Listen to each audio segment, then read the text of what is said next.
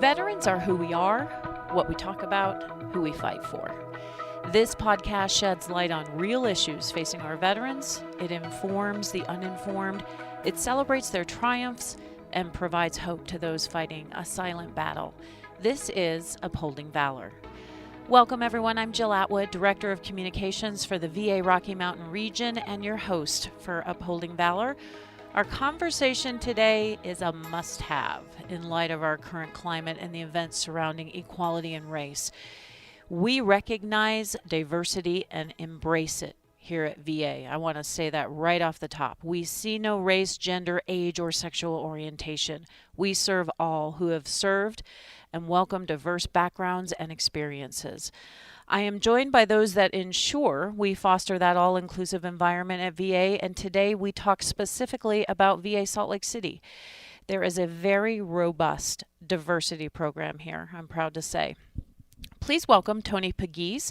She is the VA Salt Lake City's Women's Health Program Manager, but also a diversity champion for the Diversity Inclusion Program here. Welcome, Tony. Thank you. Welcome. Thanks for being here. And then we also have Daniel Palmer, who is our EEO manager here at the VA Salt Lake City Healthcare System and also a diversity champion for our program here in Salt Lake City. Thank you both so much for being here. Thank you. Thanks for having us. Okay. I know you've been busy over the last month. You have to be. I mean, we know what the conversation's been. A lot of questions, a lot of constructive conversation, hopefully, surrounding the Black Lives Matter movement and how that impacts our employees, our veterans, and this healthcare system. We know experiences and backgrounds play into how that impacts folks. Can one of you or both take turns talk about what you've been doing as a result of this really societal movement that we're experiencing? Either one of you, if you want to launch in. Well, I will say that in the past month, whether it's been here at work or just at home, I'm happy actually to have experienced a lot of people reaching out. I think people have more than ever expressed their lack of awareness about this particular issue, about the issue of race in our society.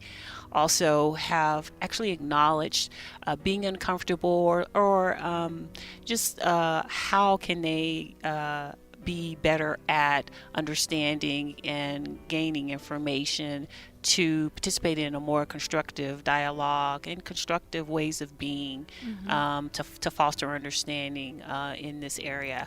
And so I have been pulled a lot of different ways pleasantly, from like friends and neighbors asking to speak on this subject.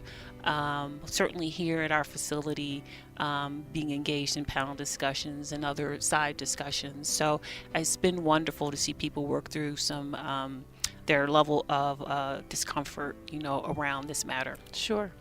Daniel? Yeah, definitely. So we realize that employees and veterans, their lives don't stop at the gate, right? So when they come on campus, there are going to be issues as far as the protests. How is that affecting employees, and what are we doing to make things better? So, that meant taking a comprehensive look at our diversity and inclusion program. Asking questions: are we doing the right things? Are we doing things right? And what can we do better? So, looking at what we can do better, having different ways to engage employees and veterans here at VA Salt Lake City. So that meant things like the panel discussion that we had doing this podcast here, making our services available to lunch and learns to teach, coach, mentor employees about the diversity and inclusion program, and special emphasis programs as well. Mm-hmm.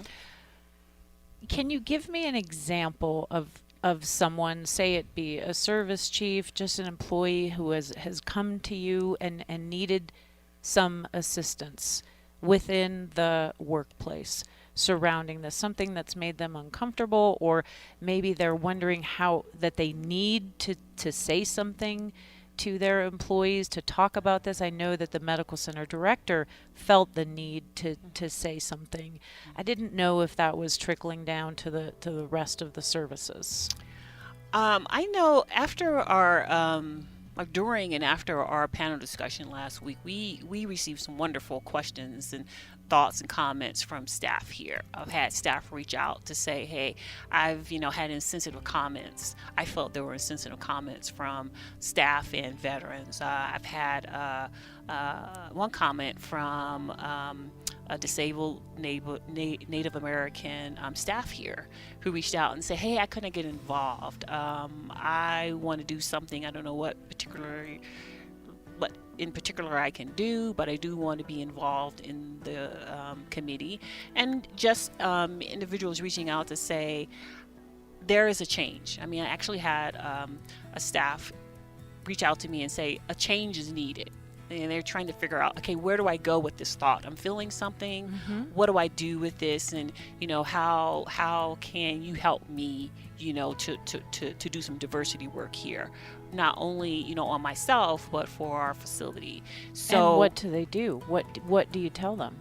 Well, I mean, some of it is very I call it like foundational. I want to acknowledge where they are at the moment. I mean, they're feeling uncomfortable, and that's part of diversity work. Sure. They're acknowledging some things about their mindset. They're acknowledging some things that they now see that they haven't seen, and they're wanting to have a conversation, and that's great. That's where you start at. Now, wherever you are in your wherever you are at with going about the business of, promoting inclusion or, embracing diversity. I mean, that's specific to the individual. Certainly as an organization, there are things that we're doing, as Daniel mentioned earlier, with podcasts and just embracing this idea and saying, hey, we want all of our staff to feel connected, to be able to feel like they have a voice and can be a part of the good things that are happening at this organization or that can happen at this organization. Did you want to add to that, Daniel? Oh, well, one specific example would be Steve over at Patient Care and Cultural Transformation. Yes, I know Steve. Right, so Steve contacted me, and he wanted some tailored training for his group, so he invited me to a staff meeting over Skype to give him some training. And we kind of tailored what he needed, and we hit on some topics of diversity and inclusion. What is diversity? What is inclusion? Workplace civility. If someone had a complaint, how do they address those complaints? So we're able to address the needs of his staff, his group, and we're able to make the employees feel better about working here at the VA. So this may sound like a stupid question, but someone may be thinking this. What is diversity and inclusion? What does that look like in the workplace? Well, diversity just means recognizing differences. Diversity is what makes us different. So it could be our race, our color, religion, culture, socioeconomic background. Sure. So different things that make us different. So inclusion just means that that it's mainly when someone feels that they belong. So we embrace their inclusiveness. So there's a feeling of belonging. Because if an employee feels that they belong, they're more apt to do better, to take the initiative to address issues in the workplace. So that inclusiveness is recognizing that we are different, right, and using that difference to better the organization. Yeah. I would just kind of add to it that some people think that simply because you have a diverse workforce, or if you have a diverse workforce, that you automatically have inclusion, and that's not the case. The things that this facility is embracing, our executive leadership is embracing, those are strategies, those are things that bring about inclusion. People want to feel and be a part of an organization and feel they can contribute. So really what you're doing is, with a diverse population or a diverse workforce, you're leveraging all the talents that your workforce has. You're really like tapping into all the great things that they can bring, and they should be bringing to meet our organizational goals and our mission here. And so the inclusion piece is a big piece, and it's a very meaningful piece, and it's hard to measure in some ways. Right, and also along with inclusion, addressing any barriers that we have to that inclusion, right? Mm-hmm. So we're looking at barriers, and if there are barriers, how can we address them or remove those barriers? And we're not just talking about employees, we're talking about our veterans as well. We want them to feel included, and I know that we have specific programs here for veterans as part of our diversity program. Can we talk about that a little bit? because they're hearing the same noise that we're all hearing, and I want them to feel comfortable and know that this is top of mind for us where they're concerned as well. I would say, I mean, there are a lot of different programs that we have internally to make sure that we're looking at gaps and challenges and services for our veterans, ways in which we can engage them in processes. I mean, we do town halls, we do Sure. a number of things to hear the voice of the veteran. It can be challenging sometimes, but I would just say that there are multiple committees, programs, initiatives. I mean, we have Not Invisible. I won't call it an initiative, but an I activity. love that. Yeah. Those pictures are Yeah. so cool. I was a part of that, and it was an honor to be a part of that for Yeah. women veterans. Yeah, we do that for staff, we do that for veterans, and so there are ways in which we try to hear the voice of the veteran. And, hearing the voice of the veteran may mean that we hear from the veteran that, hey, you're not really hearing us. You think you're hearing our voices, and here are some ways. So we always want to get feedback and input from veterans on, what we can be better at, what we can do. And also, it shines a light on what we think we're doing, but we're really not. Right, and some other areas where we help veterans assist with diversity. We have the language program where we can have translators come in to translate different languages to assist in their medical care. We also have American Sign Language interpreters that we can use. We have a minority veterans program coordinator, so that person is available. And we also support the civil rights. So in the EE officers report external civil rights. So if a veteran feels that they aren't being treated properly, or that they are being discriminated against in some way or treated differently, they can definitely contact us for that. Yeah. And I know that we have a pretty robust LGBT program as well, that I've seen grown over the years. Yeah. We are, June is LGBT Pride Month. We're having actually a virtual celebration on Friday. I know, super this cool. afternoon. So, so we do have coordinators there, and also at our gender identity veteran experience program as well. You mentioned something earlier to me, and I want to go back to it. When we first started talking, you mentioned people realizing their lack of awareness and that you were pulled in different direction. What does that mean exactly? Does it mean that they didn't realize that racism exists, or they come from a completely different background? Can you elaborate on that a little bit for me? All of the above. I'm sure there's many things. Like, I could have run down A, B, C, D, and G. No, it's all of the above. Sure. And I guess what I would say about that is, I talked about people feeling, wanting to feel connected. I mean, as human beings, we want to feel safe. And we're going to kind of go into places that make us feel safe when we experience something unsafe or either unfamiliar. And so I have seen people who have become more emotionally engaged, but they haven't been emotionally consumed. And so they're able to think better and to, strike some realizations about, where they were, their thinking, their mindset, and now how that has impacted their way of being or being either a part of something that may have been less than healthy, and now want to do something different about that. So, like I said, I mentioned earlier, it's been great to see people have insight about where they are, and where and what they need to learn. So you guys have seen some real change. Like I mentioned earlier, maybe some constructive dialogue. Yes. Yeah, definitely. Yeah, a lot. I mean, we had a wonderful response to the panel discussion We last should week. talk about that real quick. Yeah. There was a really robust panel Yeah. discussion amongst the employees Yeah. here at the VA Salt Lake City Healthcare System. Anyone could join. You had hundreds of employees on at one time, and they were firing the questions, and good questions, and really hard to answer questions. I mean, from my perspective. and I thought you handled them beautifully. Were there any notions or thoughts that struck you? Any questions, any tones that you weren't expecting, or? Well, I recall a particular question that sort of kind of moved us into a conversation about implicit bias. I remember that one. And Yeah, let's talk about that. yeah, and it was great because it really, I love seeing our staff dive in and provide some response to the question as well. It just wasn't us.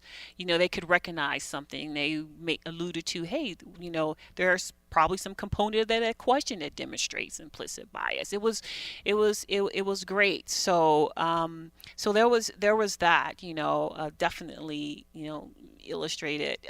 There's some training around there that we should develop and offer to our staff. And then definitely questions about individuals acknowledging, I don't know what to do with this. I don't know what's next. Give us some guidance. I think what I really wanted to also put out to the individuals that joined us that day was being a resource, and like resource to just foster some insight and some guidance. Because if you're taking the step, through your discomfort to reach out and be vulnerable, I mean that is fantastic, and I think should be met with response and knowing that where you can go to help you foster that learning and that insight and what you can do next steps in your understanding and your growth. What'd you take out of that? Same thing. So some of those tough conversations that we have, we may not be able to have in our workplace, in our work area. So it was a opportunity for employees to address some questions that they may have, and for some subject matter experts to answer those questions. Like the federal government as a whole is on the forefront when we talk about diversity and inclusion. So for me, it was somewhat alarming that employees had some of the thoughts that they have. So we want to have that conversation. We want to address it. We want to show them that maybe that perception is skewed or off. Especially the question with the diversity versus the quality. That's definitely something that we have to look at. Because when we employees, applicants apply for positions, there's qualifications that they have to meet to get those positions. And then even in the workplace, we have performance standards in place. So we want to make sure that we have the best employee, but at the same time, we want to embrace that diversity. Gotcha. The VA has received a little bit of flack, and I would say, as working in the communications department, we engage on social media. We try to educate staff on our thoughts, and received a little bit of pushback. Why is VA talking about this at all? That there's no business for you to offer an opinion. It's political. Well, personally, I don't see it as political at all. I mean, I feel like it's our responsibility, our social responsibility, to talk about it and make sure our employees feel safe and comfortable, and our veterans do as well. So I applaud you for taking this action and really talking about it. I want to end by talking about this moment in history, and it feels different. It feels like a movement, like something is happening. Do you feel that? Do you think we're getting somewhere? We've taken 15 steps backwards, but maybe we'll end up, running another 30 steps forward. What do you guys feel personally with your backgrounds, your diverse backgrounds, and what you're seeing and hearing? For me, I think for a lot of people and people that I interact with, often we've had conversations about what feels different, what we see is different. Definitely, volume says something. The number of people, I've never had a number of people come to me and say, "Hey, Tony, can you talk to me about race?" So that's different there. So, I mean, there's no denying that, what has happened over the last month in our society has not resonated with individuals, with a lot of individuals. And that some of the things that, we may have been thinking about in the back of our heads, people found the courage to just kind of, talk about it and say it and share it. So I like to think that, with all of like what I've seen and what I've experienced, and the increase in conversations and just kind of reaching out to understand, and also just increase in people acknowledging that they're uncomfortable, but they're willing to work through their discomfort, is huge. Yeah. And so, so I think that there's something to be said about that, and that, this is an opportunity, maybe an opportunity and a fortunate opportunity, given, what, is associated with, what is happening right now regarding individuals reaching out and opening up to new understandings and insights. But it is an opportunity nonetheless. Right. So with the movement that's taking place in the community overall, I think that it's brought about some awareness that now maybe some of those things we can look at and have those tough conversations, especially with the younger generation that's coming up. They're seeing things are going to be different. I think they're going to be different based on the movement that's taking place. Tony, Daniel, thank you so much for joining us today. I really appreciate you being vulnerable and coming in and talking about this important issue. And thanks to you for joining us today for Upholding Valor. Stay safe, take care of each other, and be kind. This is Jill Atwood. I'm a VA employee, Army veteran, and veteran of Desert Storm. This is personal to me. There is no greater mission than to serve and fight for those who fought for us. Thanks for listening and thanks for caring. If you enjoyed our podcast, please subscribe or rate us, or better yet, tell a vet. And tell a friend to tune in by texting veterans to 57500 or go to ksl360.com/veterans. VA is honored to serve you. Talk to you next time.